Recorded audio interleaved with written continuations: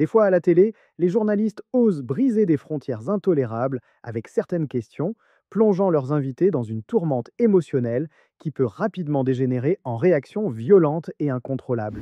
Comme pendant cette interview. Régine, invitée pour Mes Petits Papiers, a pulvérisé Laurent Baffy pour son humour corrosif. Alors qu'Ardisson creusait ses succès et ses drames, Baffy a lancé une pique sournoise sur son style moqueur et son sens d'immaturité. Régine, ce que vous préférez dans le sexe? Après, quand on rit. Ah, on rit après? Ah bah, si vous riez pas, c'est que vous baisez mal. Régine, incandescente, a dégainé une réplique légendaire. Le plateau a explosé entre rires hystériques et stupeur. Baffy, désarçonné par ce missile verbal, a tenté de répliquer, mais son ironie s'est écrasée face à la verve de la reine de la nuit. Ce qui vous dégoûte dans le sexe, Régine? À part le goût, bien sûr. Ardisson, ravi du chaos, a laissé la tension électriser l'ambiance.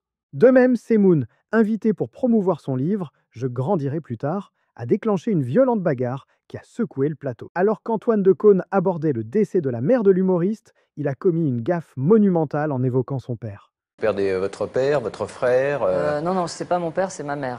Enfin, oui, c'est pareil. Mettez-moi de vous dire que c'est un peu cynique, là, cette petite... Non, je suis maladroit. L'ambiance déjà lourde a viré au chaos lorsqu'un spectateur a semblé interpeller Semoun.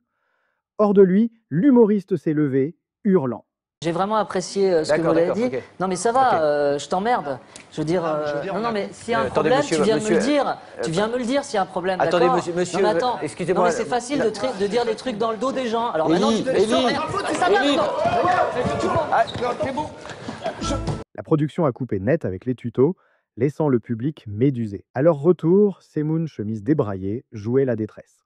Dans un affrontement télévisuel légendaire sur le plateau de Mon Zénith à moi en 1986, Serge Gainsbourg, alias Gainsbar, a déclenché une tempête en s'en prenant à Catherine Ringer avec une violence verbale inouïe. Si vous étiez une pro, avant de faire des pipes, enfin après avoir fait des pipes, ben il fallait aller chez le dentiste.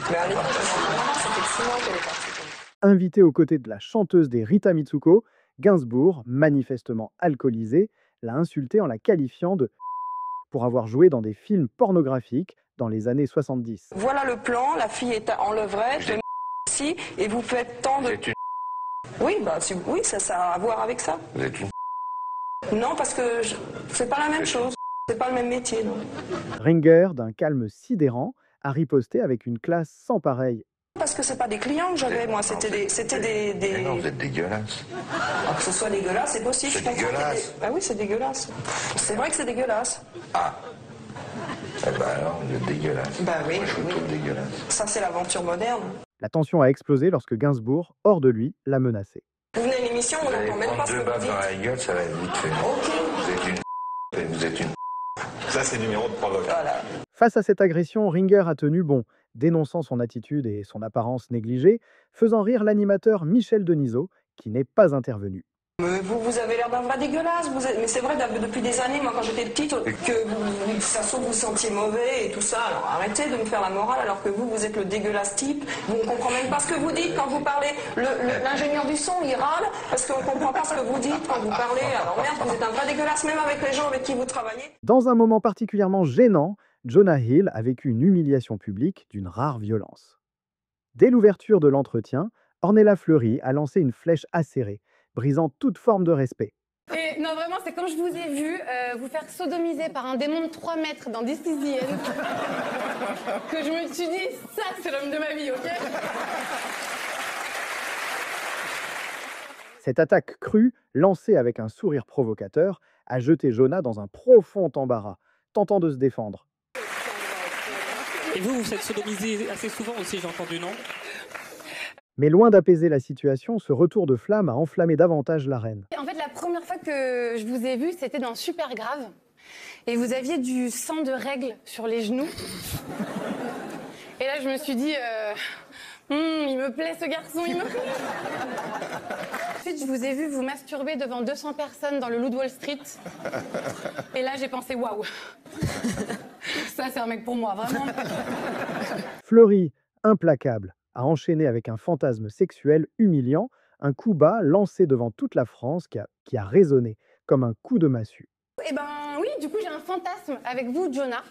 En fait, ce serait qu'on se retrouve tous les deux dans une chambre d'hôtel le soir. On discute, voilà, vous me faites rire, vous me faites beaucoup rire. Et là, d'un coup, vous ramenez vos potes DiCaprio et Brad Pitt et vous partez.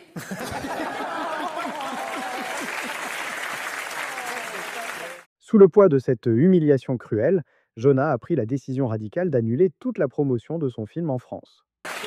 Mais je suis content d'être venu. Je suis vraiment pas venu pour rien, d'être ridiculisé par une journaliste locale, ça fait plaisir. Et pire encore, Vanessa Paradis, invitée avec son mari Samuel Benchetrit pour promouvoir leur pièce Maman, a été confrontée à une archive explosive de ses 18 ans. Lors d'une interview de 1991 sur TF1, le journaliste Ladislas de Hoyos, alors rédacteur en chef du journal de 20 heures, a tenu des propos d'une indécence sidérante. Je trouve, et je ne suis pas le seul à le dire, que vous avez peut-être un peu le look Bardot des années 50. Ça vous gêne si on dit ça ? Ça me gêne pas, je m'en fiche, vous dites ce que vous voulez. J'aime pas trop les comparaisons, je trouve que c'est pas quelque chose de très bien. Maintenant, c'est assez flatteur parce que c'est quelqu'un que j'aime beaucoup, que j'admire beaucoup, mais si on me dit que je ressemble à personne, c'est encore mieux. Face à son incrédulité, Vanessa, du haut de ses 18 ans, a répondu avec une répartie cinglante. On a dit aussi des choses un peu moins gentilles. On a dit que vous aimiez bien, enfin votre style était un peu d'allumer des messieurs d'un certain âge, c'est vrai ? Je sais pas, j'ai l'air de vous allumer là. Non, moi j'aimerais bien, mais enfin, hélas. Le plateau de C'est à vous s'est figé. Samuel Benchetrit, outré, dénonçant une attitude dégueulasse et ajoutant « Vous n'êtes pas au bout de vos surprises, car ce qui suit va vous choquer encore plus. » Le 27 octobre 2014, sur le plateau du MAG de NRJ12, Capucine Anave a vécu une humiliation publique qui a embrasé les réseaux sociaux. Lors d'une parodie déchaînée de l'émission Chérie, t'es le meilleur, Benoît Dubois, en pleine euphorie, a porté Capucine sur ses épaules avant de soulever sa robe, dévoilant son string noir diplomatique et ses fesses qui tentaient désespérément de négocier un accord de paix en direct devant les caméras. C'est la victoire! Merci la France! Voici. Merci beaucoup. C'est le couple de télé-réalité. Le plateau a basculé dans un mélange de rires et de stupeur, tandis que Capucine, visiblement mortifiée, s'est réfugiée dans les bras de Mathieu Delormeau, qui a tenté de calmer le jeu. On a tout vu. On n'a rien vu. On n'a rien vu. Les amis, je demande un petit peu de calme. Je demande un peu de calme. Et n'oublions pas Mélanie Thierry, qui est venue promouvoir son film A Perfect Day aux côtés de Benicio del Toro, a été poussée à bout par les questions indiscrètes et sexistes de Yann Moix. Dès le départ, le chroniqueur, délaissant le film, s'est aventuré sur le terrain glissant de la vie privée de l'actrice. Mais il y a de la drague ou pas quand même sur les Comment ? Non, mais quand c'est des gens comme Benicio del Toro, etc., on n'est pas un peu attiré physiquement ou sexuellement par eux ? Bah, non, mais non. je veux dire, c'est humain. Non, mais j'ai pas dit que vous passiez à l'acte. Ah, mais, mais c'est humain. Est-ce qu'il y a des attirances ? Mon Dieu. Non, parce qu'on reste très longtemps ensemble, loin. Est-ce qu'il y a un truc qui se passe de l'ordre de la pulsion ou du sentiment amoureux qui peut se développer Un peu comme les étudiantes sont amoureuses de leur prof de philo. L'actrice a lâché une réplique saluée comme une gifle verbale mémorable avant de clore. Quand on est en guerre, il y a des choses qui restent entre guerriers. Est-ce que lorsqu'on est sur un tournage, il y a aussi des choses qui restent sur les tournages ? Comment on fait par exemple pour rester fidèle quand on tourne aussi longtemps loin de Raphaël ? Quelle question pourrie. Ok, alors j'en ai une deuxième. Tout a basculé lors d'un interlude musical où Marcel Campion, gérant de la Foire du Trône, jouait de la guitare. Il est insupportable. Le mépris que tu as pour Marcel Campion est insupportable. Tu l'as trop vieux de rien du tout. Ce mec-là, tous les samedis après-midi, joue avec le plus grand musicien français et il t'emmerde. Et je t'emmerde avec lui. Je te le dis tel que je le pense. Je t'emmerde avec lui. Tu es un et tu ne respectes pas les musiciens. Ah, voilà. Enfin un moment de télévision. Ondelat, s'estimant offensé par l'attitude de Dave, qu'il accusait de mépriser les musiciens amateurs. Le mépris de Dave, qui est ici présent pour ce qu'il appelle les musiciens amateurs, est insupportable. Il a beau être une gloire nationale, je lui chie à la gueule. Une salve d'injures d'une rare virulence a suivi. Ondelat traitant Dave de starlet, du showbiz et de misérable. Tu es nul, tu es misérable, tu ne respectes pas le musicien qui est en face de toi. Quand un musicien joue, tu devrais le savoir, on écoute. Depuis le début, quand les gens chantent, tu n'écoutes pas, tu parles, tu bavasses, tu racontes des conneries. Ce mec joue de la musique et il est peut-être meilleur musicien que toi, tu es juste un produit du showbiz. Merde, merde et merde. Si cette vidéo vous a plu la famille, laissez un pouce bleu.